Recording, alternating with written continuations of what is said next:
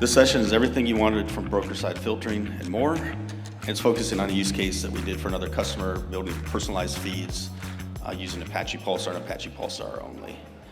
So those of you who don't know me, my name is David Kjerrumgaard. I'm a principal sales engineer at StreamNative. I'm a committer on the Apache Pulsar project. I've been in the Hadoop, Kafka, Pulsar space for over a decade now. So I've been everywhere, done everything, I think, and here to share some knowledge I've learned along the way. So quick rundown of what we're going to do, bullet points. This is draw a map of where we're going to go. So I'm going to start with the problem, what it is and why broker-side filtering really matters and why is it still unsolved to this day. Then I'm going to jump right into just enough talk. I'm going to show you do a live demo. I'm going to attempt the demo gods and I'm going to do it early. So if it fails, I can recover. I don't have enough time, but just to show you an example using a real-time crypto trading toy application I built just to kind of walk you through the process to give you a feel for how it works. Then after I'm done showing you that, I'll jump in under the hood and show you exactly how I did this. Hey, that's cool, Dave. Show me how it's done sort of phase. Then I'll talk about the proof at scale. So this is something, again, we learned for a very large customer. We'll talk about their use case. They did performance testing across 7 different topics. So this applies in multiple different dimensions. And then at the end, we'll talk about future possibilities. And then maybe if we have time, like why you can't do this with other solutions or why I think this solution is better. But we'll see how time goes. So we'll jump right in. What's the problem? What is your problem you're trying to solve? Well, it's an age-old problem, right? You're a consumer. I don't want all the messages. If typical consumption matters, you subscribe to a topic and you pull every message off, but maybe you're only interested in these nice little mint green ones. I don't care about the other 95% of these messages. So, it's just a lot of junk sent over the network and it wastes a lot of time. I'm sending a lot of egress out, a lot of networking out, and just higher compute on the consumer side. I'm taking a message, cracking it open, deserializing, looking at it and saying, nope, not for me, nope, not for me, nope, not for me. So you can just, very quickly, you're consuming a lot of these different messages that you just don't want. So it's a poor user experience, latency delay on sending the data, latency delay on consuming the data. So, why hasn't this been solved? The Kafka community came out for this. Kafka 6020 was created back in 2017. Initial request for that. In this sort of chart, I went into the activity GitHub, and there was this sporadic involvement for a little bit. There's a 4-year period where people are kind of excited about it. Then it faded away, and then in 2023, it got really people interested in it again, and then boom, went silent for the last 2 years. Right? Nobody responds. It didn't really happen. There's a lot of different reasons for that. Not judging the community or anything else, but it never went anywhere. So there's a need for it. But still to this day, screenshot was taken last week, still unsolved. Nobody's really assigned to work on it, and nobody's really updated anything since 2023. So if you're going to hold your breath, wait for a Kafka-based solution, I wouldn't wait too long. I don't know when it's ever going to happen, right? So there's a need for it, but nobody's really able to do these sorts of things. So let me go ahead and show you a little bit about what I'm going to do, set up the demo, and then I'll get into the demo. So our customer was a financial services company, so I tried to mirror on that. So I've created this, again, little toy demo application, real-time crypto data. So started up a little Coinbase feed. I'm getting WebSocket information in, and it's one topic. It has about 350 different keys in it. So a nice key distribution, not a huge distribution of it, but you can imagine there could be, if this was a real application, you have thousands of traders, each of them looking in their particular stock portfolio. I'm watching Bitcoin, and I'm watching Ethereum, and other people are watching their coins, right?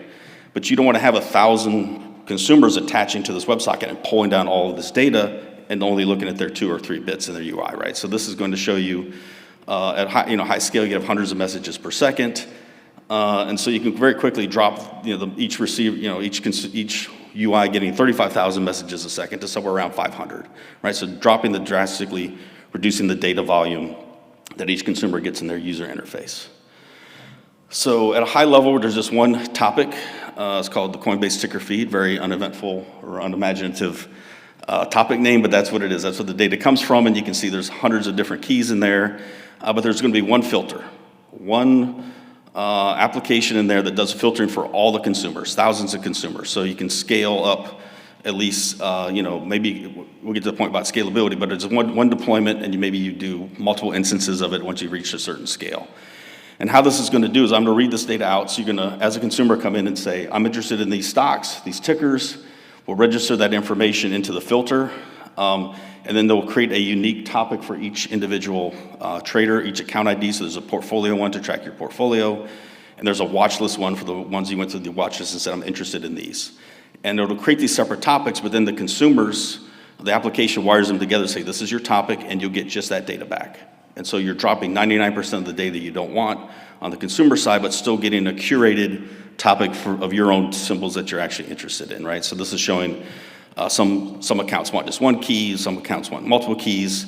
And the beauty of this is it's gonna work dynamically if everything works well. So I created a super little name called TradeWise, and we'll get into that, right? So, oops. So now if I can get out of here. And so what I've went ahead, can people read this font down here? Maybe I can scale it up a little bit. So I went in behind the scenes and I've already created a topic. TradeWise live market Coinbase ticker feed there. And I'm gonna consume from it just to show you if it's still working. Right, tons of messages, just thousands, 20, 30,000 messages a second going through this. So we'll go ahead and keep this thing running. But this is our source data. This is all the data, if I was a consumer pulling in originally, I would get on my consumer side. Now I'm gonna go into this little web application. I'm gonna sign in as a demo user. I'm already signed up. And this is the UI kind of here in the front, mirroring what's going on in the back. So I've got a WebSocket, I don't know if you can really see that, connected directly to that topic, consuming all this stuff and updating it in real time. Boom, boom, boom, boom, boom. Just seeing these numbers fly by. I'm consuming a lot of data. So it's not a volume problem, but just showing you there's lots and lots of data coming in here. This huge list, I'm getting everything. This is just a visualization of how much data you're really getting when you're not interested in it, right? You can see I'm scrolling by because I don't care. A little bit of debugging information to show you where we're connected and when we're connected and all these things, and I do occasional sample data, so if you guys are interested in looking at this later on, you can see that sort of thing. But this is a visualization of all that data, right? Way too much stuff. I don't need it. So let's go over to the watch list. Okay, now I'm interested in, I was gonna add Bitcoin in there. It should already be, now it's gonna, of course I attempted the demo gods and it didn't work. Let's see, at least I'm getting this information. So, of course it didn't work. What did I do? What did I do? Go back and see. So I got the topic. That's why you never tempt the demo gods. It never works. Never turns out okay. Yeah, the watch list was getting data. Am I still getting data?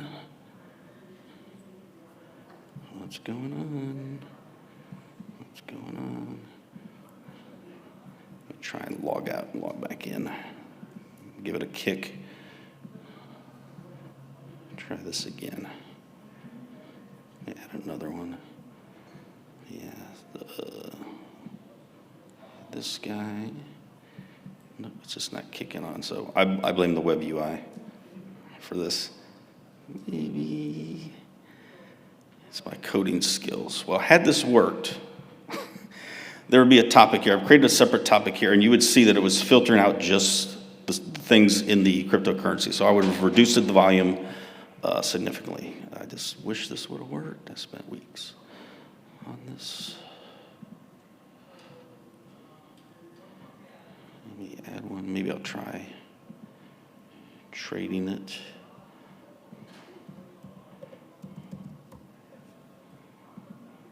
Buy some Bitcoin, see if I can throw it into the portfolio. See, let's reconnect here. Might be something with the WebSocket client because it's connected to the right topic, but there's nothing in the topic. Try the one more window. Data's still there.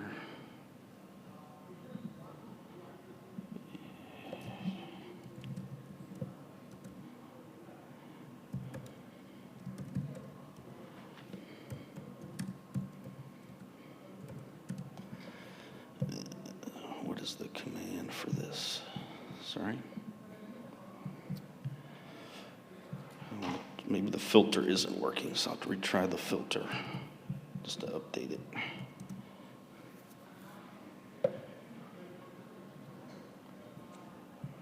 Nope, put duplicates. try redeploying it. So I'll show you in a second, we'll get into the architecture and what's going on here. Might be just a part that didn't restart. Hopefully that works. All right, well, we'll skip this. So much for trying to do a live demo. I learned my lesson. The demo gods win. So what I was trying to show you there was that this is kind of solving it's kind of the holy grail problem, right? You have this inefficiency of sending data over. It's very inefficient. And so a client comes in and dynamically says, hey, I'm only interested in these keys. I only care about these ones. And at the end of that, 100 times before this demonstration, it did work. And it would create a filter that had just a topic with just these 2 keys in it. And the benefits of this are, obviously, I'm not sending over messages I don't want. It's lower latency from the consumers of that data because I get the data I want to act on quicker. There's a significant cost savings, which we'll get into when we did the real evaluation for a larger client, and just better overall resource utilization.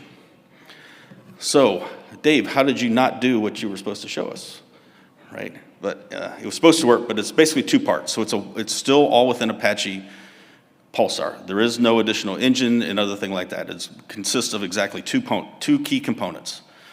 First is our Pulsar Functions, right? That's a built-in lightweight compute engine. It serves as our filtering engine. It's stateless, horizontally scalable, so you can dynamically scale up and down based on resources, and we did this for the client. And it dynamically creates the topics as they come in and routes the data based on to these new account, the watch list topic or the portfolio topics. It allows you to, on a message-by-message basis, take a key, read it in, and route it to another topic based on that. So this function reads the data exactly once, and will fan it out to however many filters it has. So there's 50 filters, and 3 of them want this message, it'll route it to those 3. The next message goes to 12 filters, it'll write it to those 12. But the message itself, the core source messages are read once. And then because Pulsar Functions have the ability to publish messages anywhere, we look into that. If there's because there's a subscription under the covers, we track the progress so we don't lose any messages. If it dies, we restart exactly where we left off. There's built-in back pressure as well, so there's no overflowing and things like that. And you're passing the message directly through, so you're not losing any metadata, any properties, anything like that. The other part of the equation that the Pulsar function relies on is our table view. So what we have is called a control topic. For those of you, we'll talk a little bit about that, but it's basically a key value store for the user preferences. So there's a filter object, a serialization that says, right now this demo has three fields. What's the source topic, what's the output topic you want to go to, and what's a list of keys you're interested in, and that's it. And you publish those messages in through that UI, so when I clicked on the watch list, it's supposed to, under the covers, publish to this control topic that information. It has a unique ID, and then this function is listening to it.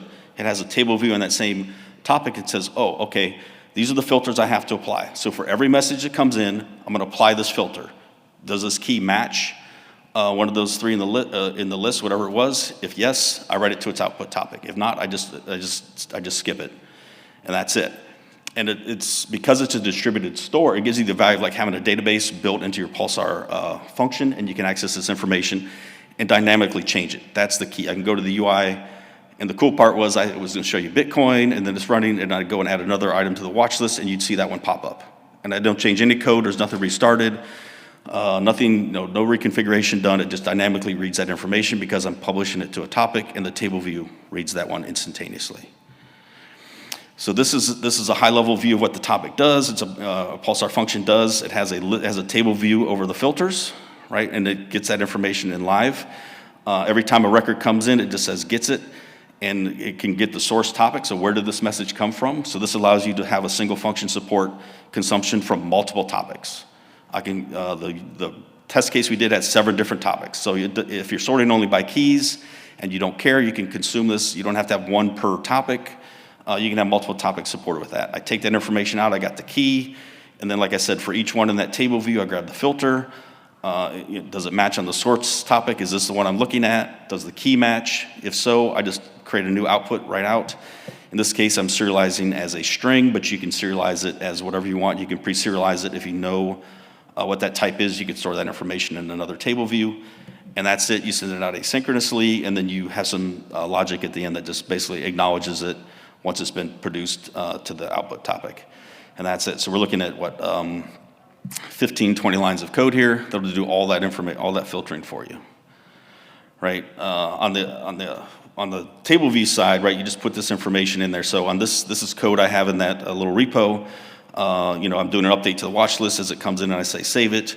One of the messages is it publishes, it updates that topic filter, pulls it out of the database, updates whatever values, changes those fields, submits it back in, and produces back to the control topic. So I get that information over to my Pulsar function, and it can immediately start filtering on those new keys or start dropping keys I don't care about. And all that is just done very simple piece of code to decide to control how you want to filter.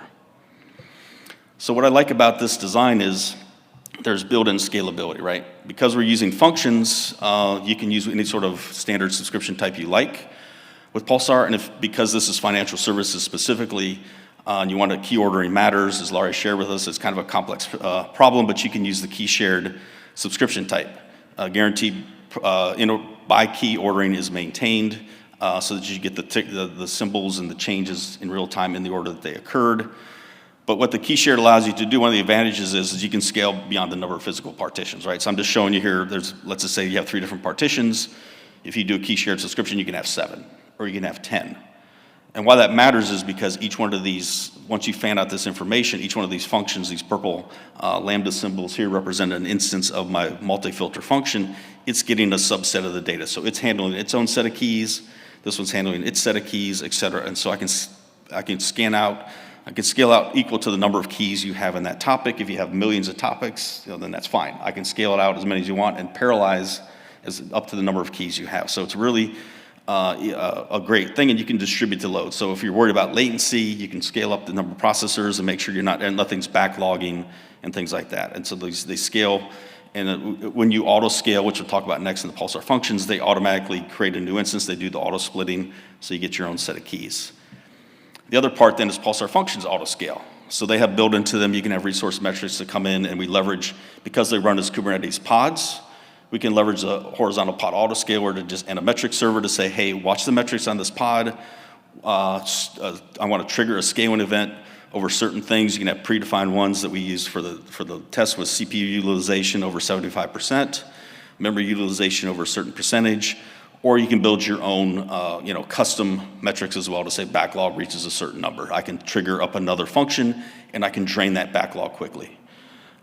This automatically adjusts the number of replicas, scales them up and down, and again, like I said before, you can use custom metrics on that, so you can really trigger the scaling at will to meet whatever sort of a load you need within that topic. So this is just sort of a graphical representation of how that's working. You're running along a normal load, CPU's at 25%, minimal backlog, your latency's fine. Then there's a traffic spike, and that'll be recorded in a metric of 90%. Those little blue dots indicate that I've got 2 instances running around, but your backlog goes to 2,000. You can trigger on that, and now, boom, there's a trigger scaling. Now you've got 4, right? And now the load distributes across them. They each get their own set of keys. They start processing the information. It starts chewing back through the information. It's fully scaled out, and then it settles back down. CPU's at 40%. Everything's processing again. Your latency goes back down to 12 milliseconds. And then eventually, let's just say load drops off, you can scale back down later on. So it dynamically adjusts, and you don't have to worry about it. It's a set it and forget it type of scenario, and it gets triggered based on certain events only within the metrics. So yeah, it was a great toy application that didn't work, David. Thank you for that. But how does it work in the real world?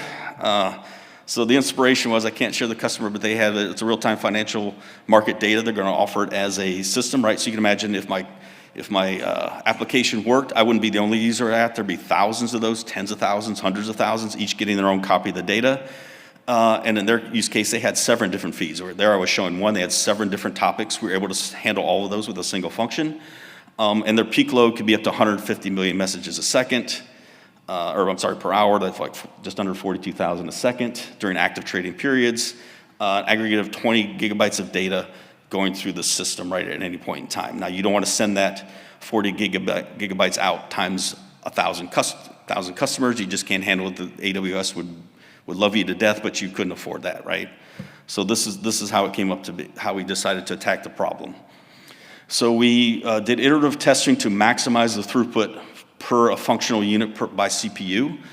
We were going to trigger based on the number of cores and get it to 90%, so that on the left-hand side, our graph is showing that that's the CPU usage of the functions. We didn't want to get to 100 and trigger an event, so we set it to just under 90%. And at that rate, we could handle 31 consumers filtering across 3 different keys. So what this means is I could read, because you're gonna have thousands of customers and you're gonna read in that message and you're gonna filter in these keys, that means I can read a message once and send it out to 31 different customers, right? So it is a fan out of 31, a very large scale on a single function, which has exactly 2 cores and 8 gigs of RAM. And we'll talk about later how that math works out. So the first thing we wanted to do was feasibility. Is this even economically possible to offer this as a service to customers, or is it gonna cost us an arm and a leg? Once we reach that 95% utilization, again with a single function, we're able to consistently process 30,000 messages a second. So that's what's coming in. We're processing that pretty steady, just under that. And the average processing latency, because we're looking at just the message keys and not deserializing the message contents themselves, I was able to be, less than a fraction of a millisecond, right? There was literally no latency. We even measured from end to end, from the time the data arrives.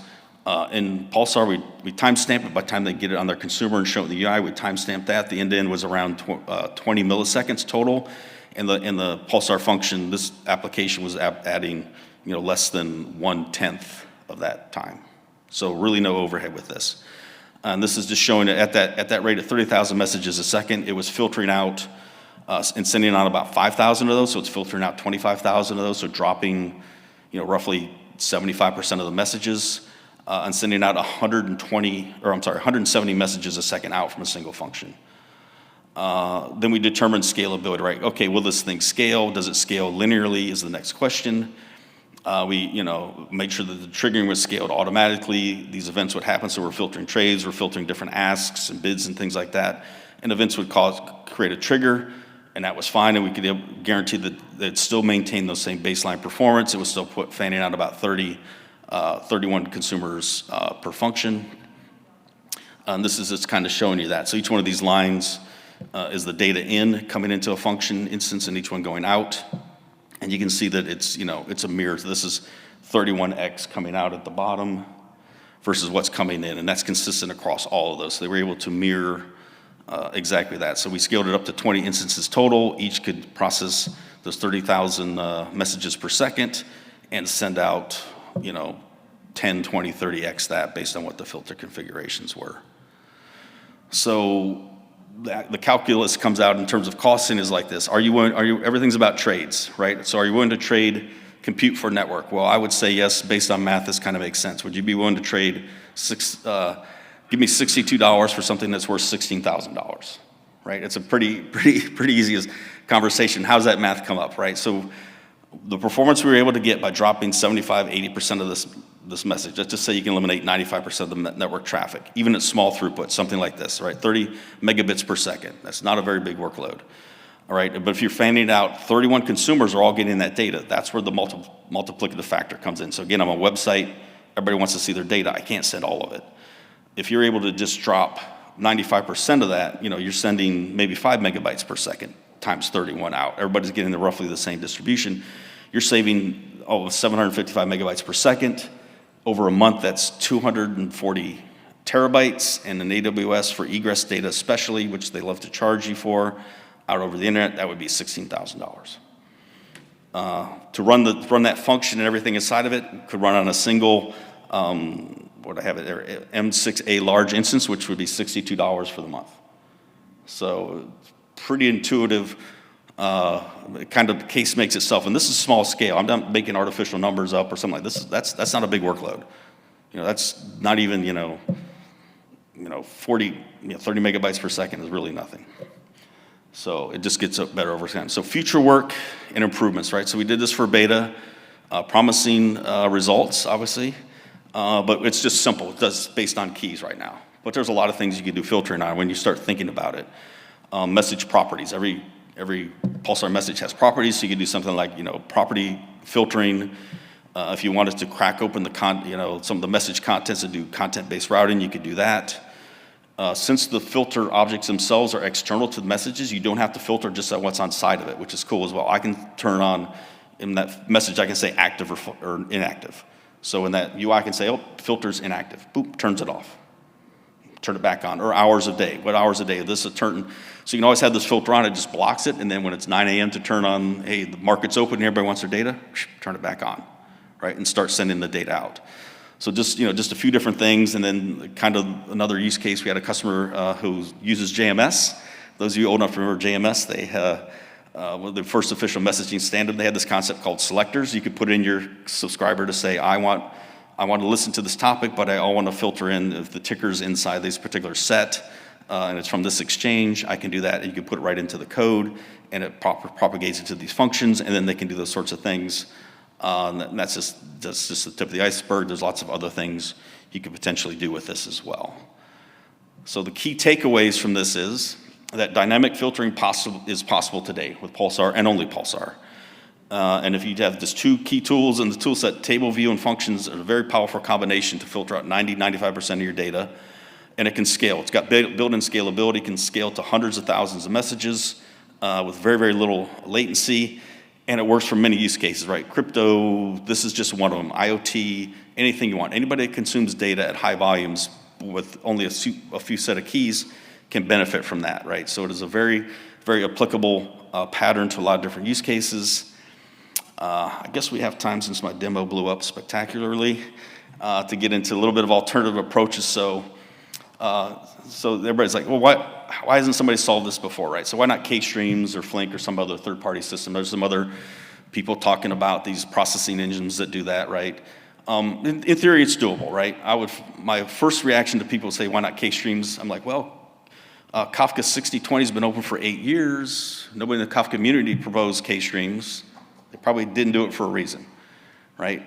One of the things is, some of the downsides they both have, not to pick out on one and the other, is it's a complex coding API. It's a specialized skill to develop a K-Streams job or a Flink job. And so you can't just do it easily. You saw how easily my code was. Like, it's done. It was like 20 lines of code. How long does that take? I'm gonna write this is something similar, more or less, let's just say with a K-Streams builder here. Other problem is it's static, right? So I've hard-coded in these symbols. And now if I want to add another symbol, I got to change the code, restart the topology. So it's not dynamic at all. It's frail. It's something else I got to keep running. It's other systems running around there as well. Operational burden. Right now I've got a Flink job running. I got to make sure it's running all the time. It's running an application server. Does this thing, K-Streams doesn't scale very well at all. Flink can to some extent, but there's always some trade-off beyond that.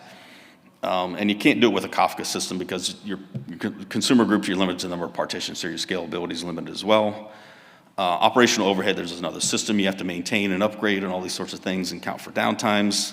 And there's just additional resources, job managers, task managers that have additional overhead on top of your computing process as well. So they're not really great solutions. And one of the other thing is just a normal path of an object out of, let's just say, you decide, I'm going to go ahead with it anyways. I don't care what you think. I got Flink, and I'm going to do it with Flink, Dave. Be advised that you're going to do the serialization, deserialization dance along the way. You're going to read out from a Kafka consumer, deserialize those bytes, do some processing with it. I'm going to write it back to the state store, so I'm serializing those bytes again. Then I'm putting it to another Kafka topic, and they're going to read it again. So you're going to serialize it 3 or 4 times, and that's going to be a lot of additional costs, a lot of latency. For each individual message you do. Again, the solution we have doesn't do any serialization, at least for key-based filtering, so it saves you a lot of just time and processing on that. So just to wrap up, what makes this different is, we're dynamic. I can change your traditional approach if you were to use something like K-Streams or K-Tables or PF-SQL. Pulsar Functions does this as well. It's static. You create something out, whether it's with a SQL or you put it in code. I want to filter X, Y, and Z. If I want to add another thing or remove it, I got to stop it, restart it, and do all these sorts of things. Ours, I'm just doing it through the UI. I want to add this one. I want to add this one because it goes to a control topic. I get that information in real time. There's no changing, no restart required to change the filtering. And that's all I have. So we can all go have lunch. So, any questions? Thank you. Yes.